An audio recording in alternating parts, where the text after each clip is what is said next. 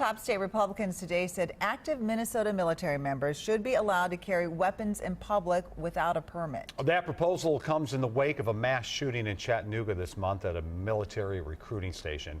Pat Kessler joins us now. Pat, you know, when those 5 guys were murdered, I know a lot of states started changing their rules. Yeah, and this is reverberating all the way around the country. Active duty military members are generally not armed in public, including those 5 military recruiters gunned down in Chattanooga. Now, top state Republicans want active military in Minnesota to be able to carry weapons, whether they're in uniform or not.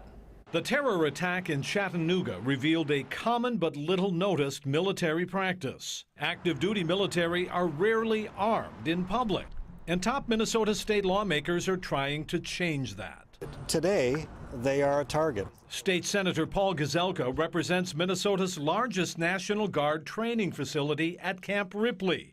He says the soldiers there tell him they're worried. They are a target with no means to respond. And so we want to make sure that if somebody's going to attack them simply because they're an American wearing a uniform that represents America, that they should have the right to defend themselves. Gazelka will introduce a bill to allow active service members to carry a weapon without a permit, in uniform or out.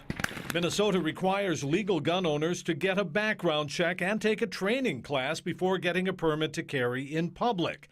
National Guard members undergo fingerprinting and an FBI background check before getting access to a weapon.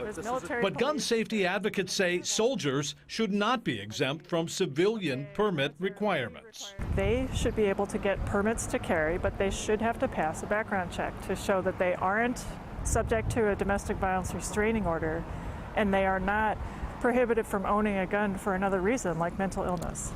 Well, a spokesman for the Minnesota National Guard says it has reviewed security procedures at all of its facilities last May and does not disclose what enhanced security measures it has taken since then. However, it says its protection measures will not include arming soldiers and airmen whose regular duties are not security related. So right now, Frank, this is not going to happen in Minnesota. And I know something has already happened because of what Governor Scott Walker did in Wisconsin. Yeah. So how does Governor Dayton feel about this? Yeah, it's happening all over the country, including Wisconsin. The governor is not prepared to issue an executive order to do all of this. He said in a written statement today he relies on the judgment of the Guard's General, Richard Nash, to take whatever actions are appropriate related to military security. The governor's told us before, let the military decide its own security. A governor or lawmakers don't need to do it. Interesting. I don't think we've heard the last with you. No, we're going to hear a lot more about it. Okay. Thanks, Pat. You bet.